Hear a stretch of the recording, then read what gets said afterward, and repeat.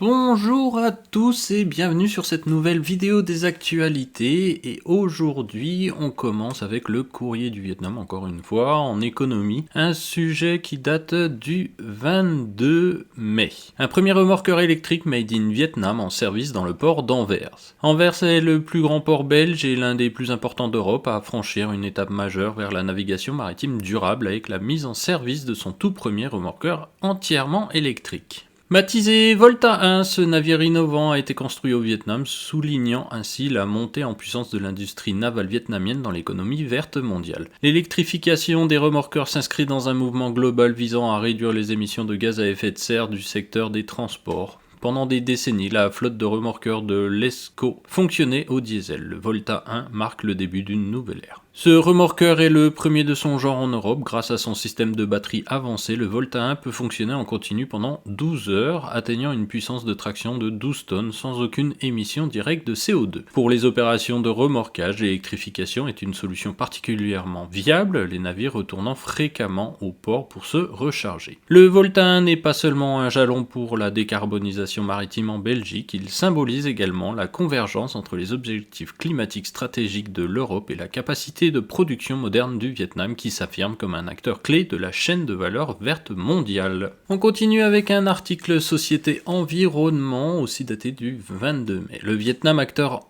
engagé pour la biodiversité et le développement durable. Cette année, la Journée internationale de la diversité biologique célébrée le 22 mai a pour thème Harmonie avec la nature et le développement durable selon les Nations Unies. Ce thème appelle la communauté mondiale à mettre en œuvre simultanément les objectifs du cadre mondial pour la biodiversité de Kunming-Montréal et ceux de l'agenda 2030 pour le développement durable. Le Vietnam, l'un des 16 pays les plus riches en biodiversité au monde, est également confronté à un taux élevé d'espèces menacées et d'extinction. Ces dernières années, le pays a élaboré et mis en œuvre activement une stratégie nationale sur la biodiversité. De nombreuses actions de conservation in situ ont été approuvées par le gouvernement et plusieurs localités ont mis en place leur propre programme de protection des espèces. Grâce à ces efforts, le réseau des aires protégées a été renforcé et élargi et la restauration des écosystèmes dégradés a reçu une attention particulière. Plusieurs espèces rares et précieuses ont été redécouvertes à l'état sauvage. Certaines espèces menacées ont été restaurées et développées et des espèces d'intérêt économique comme le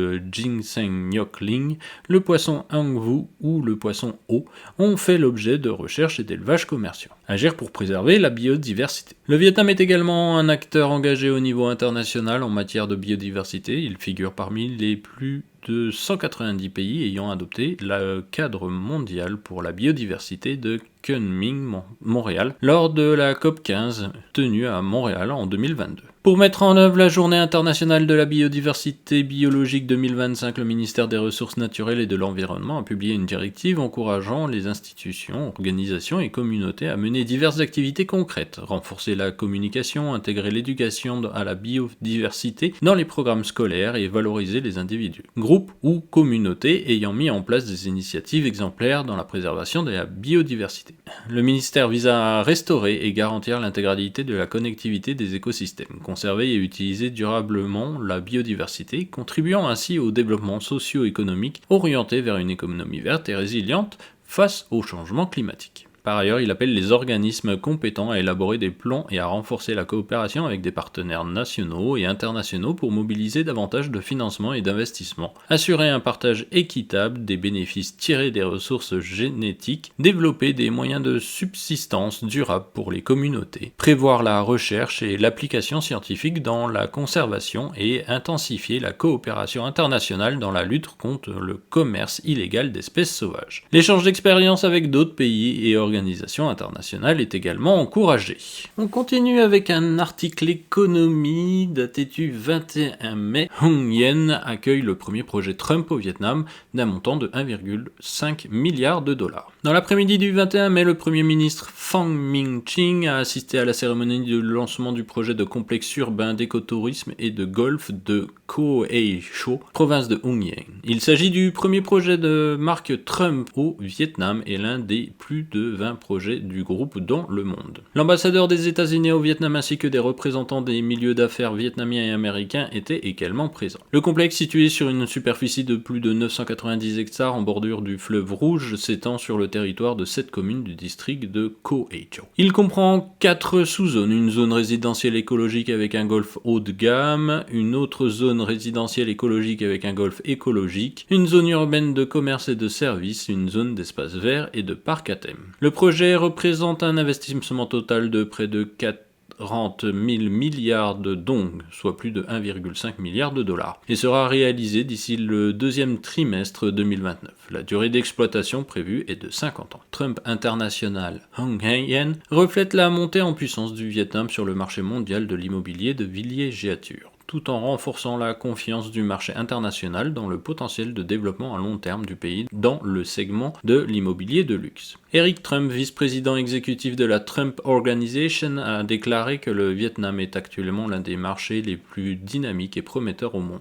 Selon lui, ce projet n'est pas seulement un symbole emblématique, mais aussi un engagement en faveur de l'excellence, un hommage à la culture locale et un héritage durable pour l'avenir du Vietnam. De son côté, le Premier ministre Pham Minh Chinh a souligné que le lancement du projet témoigne de la confiance des investisseurs étrangers, notamment américains, envers le Vietnam. Le projet contribuera au développement rapide et durable de la province de Hong Yen et plus largement du pays. À travers ce projet, les investisseurs transféreront des technologies de gestion intelligente, créeront des emplois et des moyens de subsistance pour les habitants, consolidant ainsi les bonnes relations entre le Vietnam et les États-Unis. Pham Minh Chinh a demandé aux ministères et services concernés de continuer à soutenir la province de Hong Yen et les investisseurs dans la mise en œuvre du projet, afin de garantir son achèvement dans les délais, de faire progresser les services de la province à un nouveau niveau et de promouvoir une coopération Vietnam-États-Unis toujours plus approfondie, substantielle et efficace. Rappelant que le président américain Donald Trump s'était rendu à 2 reprises au Vietnam lors de son premier mandat, le Premier ministre a exprimé le souhait de le voir revenir visiter le pays. Il s'est dit convaincu qu'avec l'implication active des autorités de Hong Yen et des investisseurs, le projet sera achevé dans les plus brefs délais et connaîtra un grand succès. Le Trump International Hong Yen apportera des bénéfices aux investisseurs et aux populations des deux pays, tout en contribuant à la paix, à la coopération et au développement dans la région et dans le monde.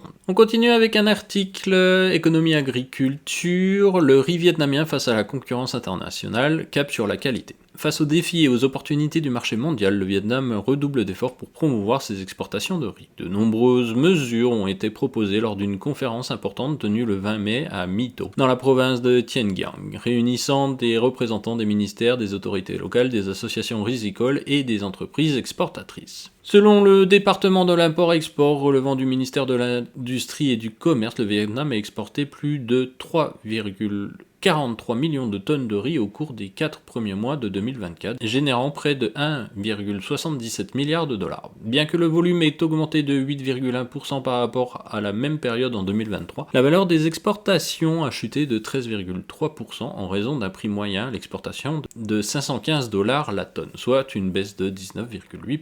Le riz vietnamien conserve son principal débouché aux Philippines, qui représente 43,3% du volume total des exportations et 45,5% de la valeur de celle-ci. Pour dynamiser les exportations, les autorités ont appelé au respect strict des directives gouvernementales, à un renforcement du contrôle des exportations, à la mise en œuvre de la stratégie nationale d'exportation du riz à l'horizon 2030, ainsi qu'à l'intensification des efforts de promotion du commerce et de signature de nouveaux accords de libre-échange. Les autorités locales sont invitées à restructurer la production en développant des chaînes de valeur reliant coopératives agricoles et entreprises exportatrices. Les entreprises, quant à elles, sont encouragées à moderniser leurs usines de transformation afin d'offrir du riz de haute qualité répondant aux exigences des marchés internationaux et à diversifier leurs débouchés. La conférence a également servi de tribune pour recueillir des propositions relatives à la révision et à la mise à jour de certains décrets gouvernementaux régissant le commerce du riz dans le but d'établir un cadre juridique plus favorable aux exportateurs.